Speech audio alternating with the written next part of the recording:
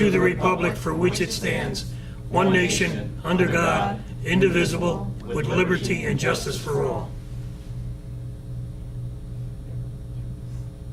Thank you. Lisa, can you please read the Open Public Meetings Act announcement? According to the Open Public Meetings Act, adequate notice of this meeting has been given to the Daily Record. Notice has been posted in the Municipal Building, 204 Flanders Drakestown Road, Mount Olive Township, New Jersey, and notices were sent to those requesting the same. Roll call. Mr. Perkins, Mr. Mania, Here. Mr. Ferrante, Mr. Nicastro, Here. Mr. Walsh, Mrs. Labow, Here. Mr. Roman. Here. Let the record reflect that Mr. Perkins and Mr. Walsh are away on business, and Mr. Ferranti should be here forthwith. Okay, we have, first item is resolutions. We have 10 resolutions. Does anyone have any questions or comments on any of the resolutions as presented? Okay, seeing none, I would like to draw your attention to the 5th resolution regarding the agreement with the Mount Olive quasi-entity groups. In it, the Recreation Department wishes to add another 6 organizations to the list of organizations that will be possibly charging the $10 fee in order to maintain the parks. I have a problem with this resolution, even though they state that they will only be charging the fee in the event that these added organizations may in the future utilize the park. I worry about adding another burden to more residents. As you can see there, the groups that have been added is cheerleading, basketball, volleyball, track and field, wrestling, and youth hockey. Currently, the organizations that utilize the park and pay the fee of $10 is baseball, soccer, football, and lacrosse. And I'm pretty sure you'd agree with me that those groups utilize the parks exclusively and extensively, and it justified charging them in order to supplement the maintenance to the parks. The other groups that have been added, if they were to ever step on the field, any of the park fields, their usage would not be nowhere near as intensive. Does anyone any questions? Ms. Labow? I would like to ask Mr. Canning, how did this come about? Well, this came out of the Rec Advisory Committee. They wanted to, in the event that these organizations in the future created any programs that used the parks, they wanted the ability already in place in order to charge a $10 fee. That's where that came out of. And let the record reflect that Mr. Ferranti is now present. Mr. Nicastro. I'm just questioning it. I don't want to prolong it, but like cheerleading, what would they be using as far as fields? They cheer for the teams, don't they? It's right. not Currently, right now, they take up a space in front of the bleachers that they put. I think the Buildings and Grounds put some mulch down in order so that when they cheer, it doesn't get muddy, it doesn't get dirty.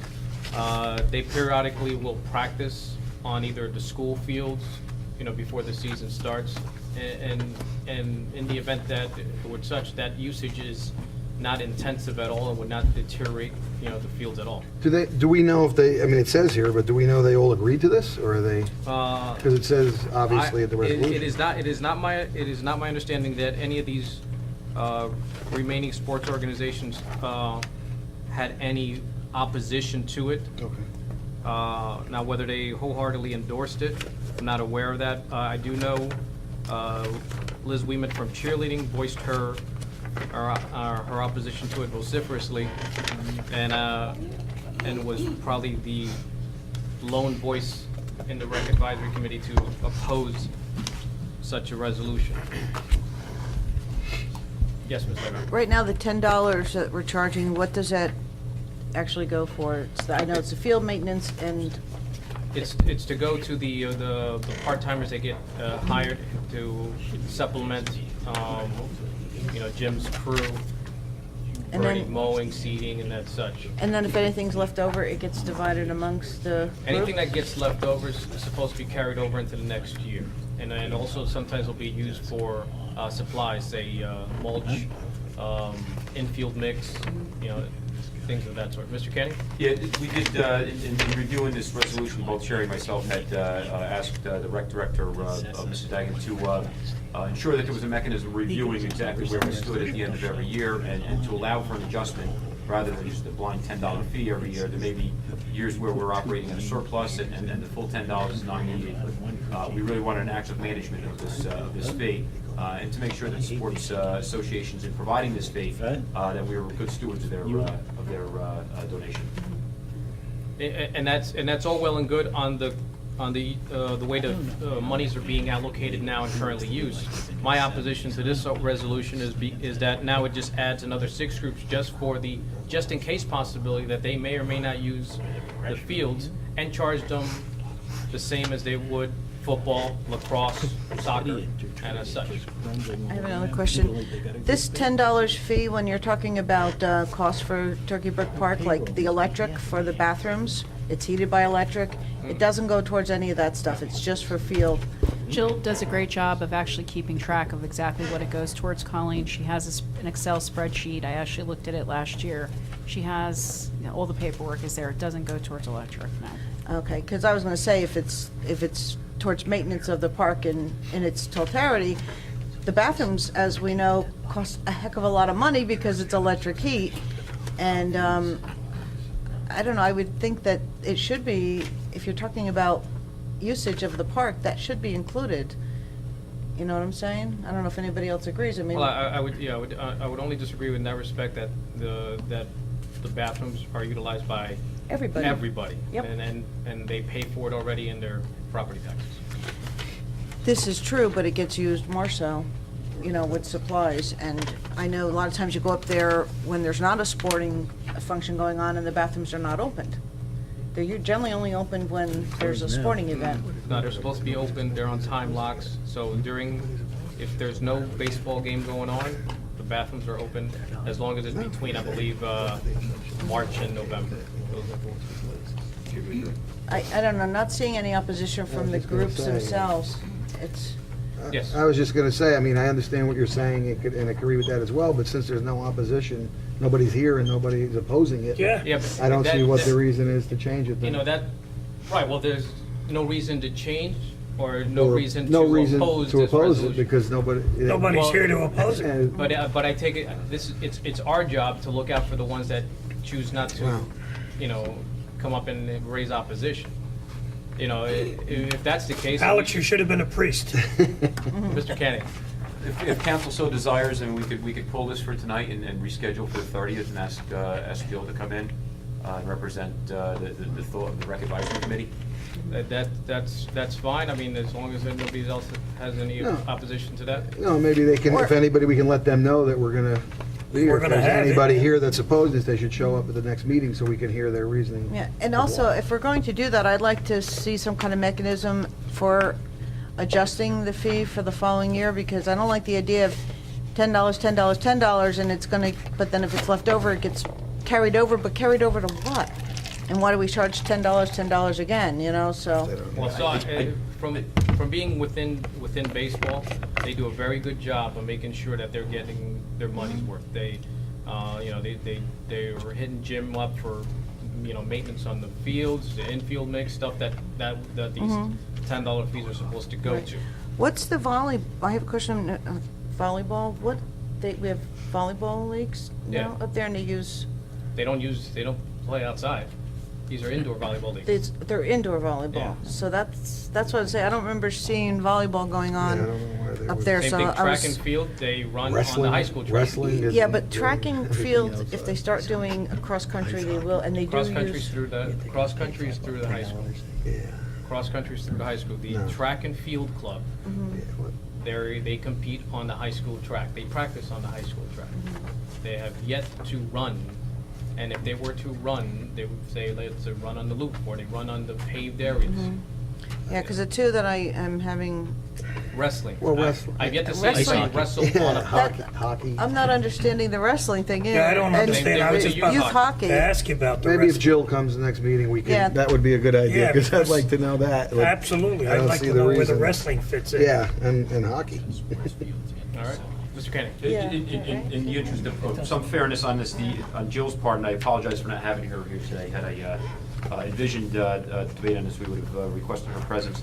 In her memo, she does allude to the fact that some of these sports groups, it's in the resolution on paper only. In her memo to council, she does say that should any of them develop an outdoor activity in their sport that starts to use our parks and our facilities, well, then this would trigger and it would apply to them. Right, and I read that, and it is still my position that, you know what, when that situation arises, then come before and says, okay, now wrestling is wrestling on Turkey Brook. They need to be charged because they're leaving sweat all over the grass. We will have her here for the 30th. Thank you. Does anyone else have any other questions or anything else? Okay, we're on to ordinances. Any questions or comments on the ordinance? Okay, we're on to our first old business. Any old business? Okay, any new business? I just, when we Ms. have Nago? Oh. Tyler Longo here from Troop 312, working on his communications badge with his mom. Just wanted to welcome you. My condolences for being here. Anybody else with any new business? Okay, seeing none. Anyone from the public wish to be heard? Somebody here. Please address, name and record, Name and name and address for the record, please. My name is Tyler Longo, and I live in 38 Aldersgate Circle. And my question is that, in reference to the fees, does that relate to practice and games, or just one or the other? That fee is basically in addition to your normal registration fee. So if you were to play baseball, your parents would pay the registration fee, and then there would be an additional $10 fee. Then later on, if you go to play football, you pay for your registration to play football, and then there would be another $10 fee assessed you to. And then once you were done with that, if you decided to go play soccer, your mother would pay for the registration fee for soccer, and then another $10 fee on top of that. So if you were a very active individual, as I assume you are, there's theoretically your parents could be hitting up for another $70 a year just because you are a very active individual. Per child, right? Per child. per child. It's Per child, right, if you got 4 or 5 kids, adds up. Yeah, so that's what that fuel is for, and to me, it's just another, it's a fee / tax that I don't see a reason to burden anybody with. And like, what if I paid for baseball and then went to football and then went back to baseball? Would I have to pay the fee again? Yes, anytime you register, there is no mechanism that I'm aware of that if you were to cancel your registration, that say you signed up for baseball and then changed your mind, baseball may refund you the money. I'm not aware, and more than likely you would be refunded the $10, but as long as you participated in a sport that used any of the fields, you would be charged an additional $10 every single time. Thank you. You know, Alex, getting back to that, you know, it might encourage children to go and earn this money, to pay that $10. Might not be such a bad thing to encourage the kids to do something. I'm all for charging people when the money is used appropriately and that they receive a return and a value for what they pay. And someone who plays hockey is already paying the registration fee, is already paying the rink fee, and is already paying for the small possibility that they might do some kind of clinic on grass to pay an additional $10 for that privilege. I think is not of value for that money. Ms. Laybaum. Alex, as Mr. Kenning said, that Jill Dagan said in her backup information that this was just if they decide to start an outside program, so they're not going to automatically get charged it. No, you're Yeah, okay. absolutely. You're I just right. wanted to clarify that. It is a preemptive strike, and again, if 3 years from now hockey does develop an outside program and they start utilizing Turkey Brook or Flanders Park as intensively as baseball, football, or lacrosse, then they can come back, be in front of us again and say, okay, hockey is tearing up that grass. They need to chip in for the maintenance. And it's usually going to be, and it's going to come from the other sports organizations that are paying into this maintenance fee when they see another sports organization using the field and not paying into the maintenance. So What? that's where where situation will more than likely arise. I wouldn't call it a preemptive strike. I would just call it that as being proactive and being fair across the board. If everybody else gets charges, everybody knows that I there's guess a possibility. it's proactive when you're doing it. It's a preemptive strike when you're the one having, Yeah. getting hit with the fee. And also, I just want to state that the reason why we came about this was because of, it's more the users pay. Otherwise, these fees to keep the park in the condition to play as we do, that would be passed on to the taxpayers overall, so. I'm well aware what that fee was for. It was. No, I'm actually explaining to Tyler more. Under Council President Toby, him and I are the ones that actually spearheaded this fee in order to make sure that the parks did not get neglected, from lack of maintenance. So in order to make sure and give Jim Lynch the added manpower to do his job, that's why that fee was instituted. I was just giving a little bit of explanation. It's not just $10 being charged, it was specifically for a reason. Okay. There's no one else from the public. Can I get a motion to adjourn to the public meeting? So moved. Second. Been moved and seconded. All in favor? Aye. Anyone opposed? Okay, I'd like to call to order the Mount Olive Township Council public meeting of October 16th, 2012. Lisa, can you please read the Open Public Meetings Act announcement? According to the Open Public Meetings Act, adequate notice of this meeting has been given to the Daily Record. Notice has been posted in the Municipal Building, 204 Flanders Drakes Town Road, Mount Olive Township, New Jersey, and notices were sent to those requesting the same. Roll call. Mr. Perkins? Mr. Mania? Here. Mr. Frente? Here. Mr. Nacastro? Here. Mr. Walsh? Mrs. Laybow? Here. Mr. Roman? Here. As previously stated, Mr. Walsh and Mr. Perkins are away on business. Okay, we're on to approval of minutes. September 18th, public, October 2nd, workshop in public. Mr. Mania. I'll move for the approval of minutes of previous meetings. September 18th, public meeting, October 2nd, workshop in public. Second. It's been moved and seconded. Roll call. Mr. Mania? Yes. Mr. Frente? Abstain for the September 18th public meeting. Yes for October 2nd workshop and public meeting. Mr. Nacastro? Yes. Mrs. Laybow? Abstain from September 18th public meeting, and yes for October 2nd workshop and public meeting. Mr. Roman? Yes. Okay, we're on to correspondence. There are 38 pieces of correspondence. Does anyone have any questions or comments? Okay. Seeing none, we're on to ordinances for public hearing. I opened the hearing to the public on ordinance number 33-2012 entitled Ordinance Amending Sections 3A, 3H, 6B of Bond Ordinance 13-2012 as amended by Ordinance 25-2012 of the Township, finally adopted April 24th, 2012, as amended July 24th, 2012, in order to increase the appropriation and authorization amounts for the project described in Section 3A, decrease the appropriation and authorization amounts for the projects described in Sections 3H, and to amend Section 6B. Mr. Mania?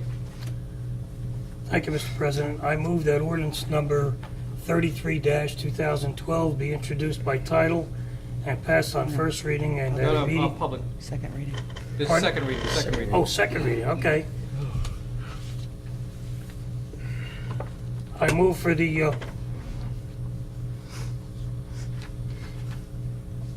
ordinance number 33-2012 for Second. adoption and final passage. Second. Is there anyone from the public that wish to be heard? Okay, is there any council comments, questions? Seeing none, roll call. Mr. Mania? Yes. Mr. Frente?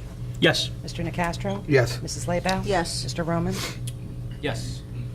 Ordinance number 33-2012 is passed on second reading, and I hereby direct the clerk to forward a copy of the same to the mayor and publish the notice of adoption as required by law.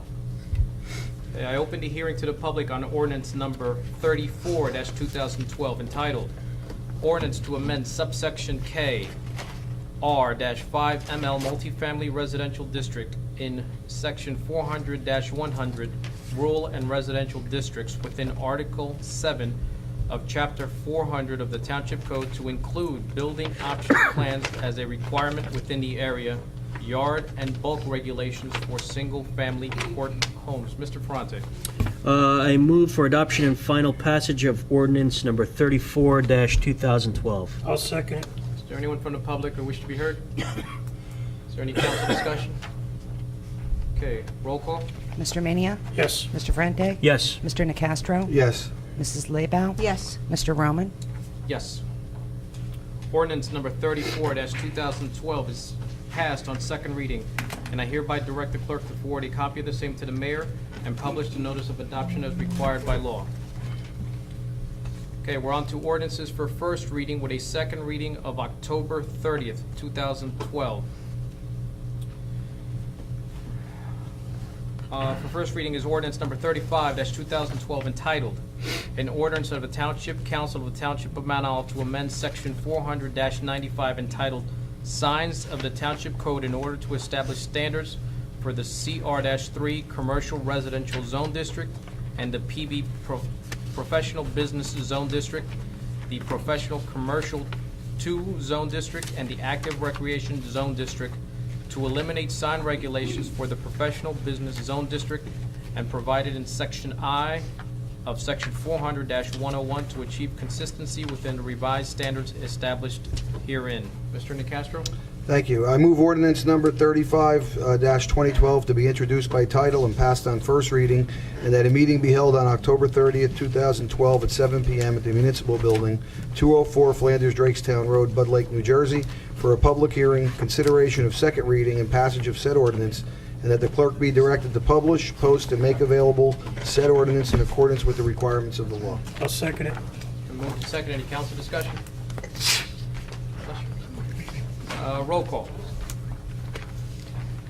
Mr. Mania? Yes. Mr. Frente? Yes. Mr. Nacastro? Yes. Mrs. Laybow? Yes. Mr. Roman? Yes. Okay, we're on to consent resolutions, and as previously agreed, we're doing resolutions 1 through 4 and 6 through 10. Does anyone from the public wish to be heard on the consent resolutions? Any council comments? Okay, seeing none, roll call. Need a first. Oh, Yeah, you're gonna take that one I'm off? sorry. Gotta move it first. Ms. Laybow, can you please move? Did we take that one off? Did you? Yeah, we're removing number 5. 5, okay. I'd like to move consent resolutions 1 through 4, 6 through 10. Second. It's been moved and seconded. Roll call. Mr. Mania? Yes. Mr. Frente? Yes. Mr. Nacastro? Yes. Mrs. Laybow? Yes. Mr. Roman? Yes. Okay, we're on to consent motions. We got the bill list. Ms. Laybow, would you be so kind? I'd like to move the bill list, please. I get a second? Second. It's been moved and seconded. Anyone from the public have any questions on the bill list? Any council questions? Okay, roll call. Mr. Mania? Yes. Mr. Frente? Yes. Mr. Nacastro? Yes. Mrs. Laybow? Yes. Mr. Roman? Yes. Okay, we're on to reports. Administration, you got anything? Yes, we have a lot of stuff. First off, the mayor apologizes for not being here to plan business as well. He'd like to extend his congratulations as well to Tyler Longo. Wish him a lot of luck as he pursues his Eagle Scout badges. And hope that he's in the project will help in any way he can. Out front, I'm sure everybody's seen the landscaping out in the front of the building. That's a successful endeavor which we spoke about some months ago, similar to the ITC South. It's our Adopt a Spot program that we were able to get. It's another successful endeavor or business venture we have with Harold's Landscaping. So we have a temporary sign out there now, but we'll have a little bit more suitable thanks for them in coming weeks. Is it possible to, how are we promoting their generosity? Are Well, we- the signage out front certainly, and one thing we're looking into, I was speaking to Lisa the other day, is we may put some video clips up on the website as well, Okay. showing not just the ITC South, but the venture we have out here and any other future successes we have. So they'll be YouTube-based, it'll be searchable, so it's a little bit of free publicity and encourage other projects like that around the township. And I'm sure the mayor would be able to include in his monthly columns. I believe he has that planned. If not this month, I'm sure in coming months I'll have that. Okay, Ms. Laybow? Also, the mayor has it on his Facebook page too, which is really nice. So I think as anybody on council, if you have a Facebook page, certainly like it and share it on your page too, because it's important to He did a great encourage. job. Yeah, it looks nice. It really does. This Sunday at 8 o'clock in the morning, the police department, as we know, they've been pursuing accreditation now for a little over a year. Well, they have their on-site hearing and examination from the assessors this Sunday. Starts at 8 o'clock. They have their static display if anybody wants to come down and lend their support.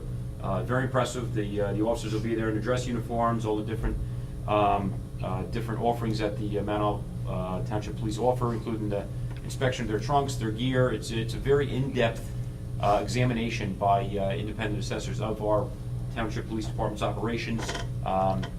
They have to have a lot of proofs. Very impressed with the Mount Olive Police Department. They are a first-rate professional organization. It's a tremendous credit to Chief Spitzer and the officers.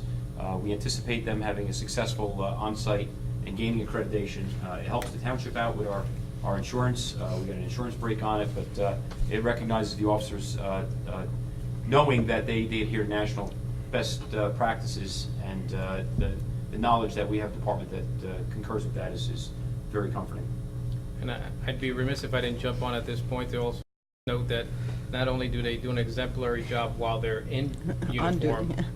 but also when they're out of uniform. I don't think you should put it like that. On duty and off duty. On duty and off. Yeah, I guess out of uniform. You know, I wasn't going there, but Wonderful job by the detective and the police department. Due to one of our off-duty officers, we solved 4 bank robberies around the county, including, I think, another attempt down South Jersey as well. I feel comfortable now going to the bank with sunglasses and a hat.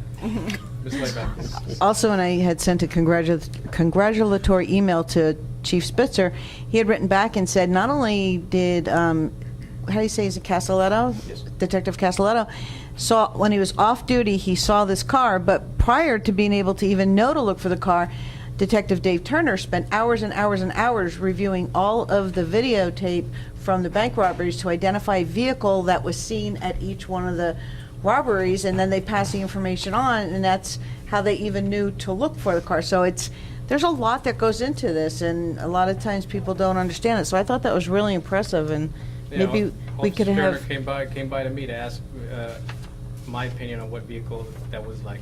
Yeah. Unfortunately, I was not there at the moment, so. Well, maybe we could have Chief Spitzer come and just kind of give us a rundown on it, because it just shows how hard they work and how much goes into it. So Sunday, 8 o'clock, they're going to start their accreditation, and that's the public static display, and then they delve into the accreditation research further on that day.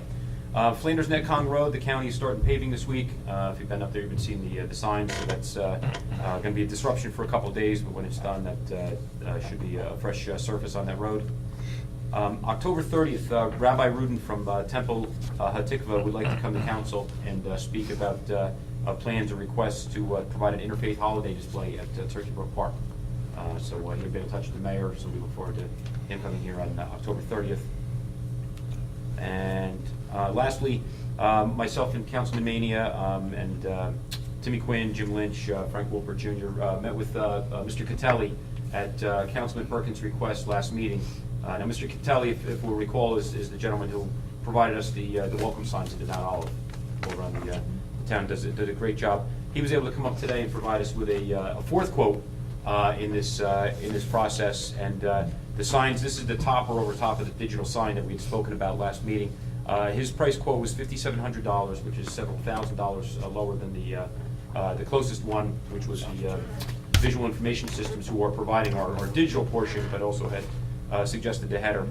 Spoke with the mayor. It is administration's recommendation that we proceed to award this to Mr. Catelli, notwithstanding if council feels differently, but we were pretty comfortable today with what he had offered. And we anticipate this project to initiate, and it'll be a several-month process, and we're eyeing towards, I think it's about mid-January.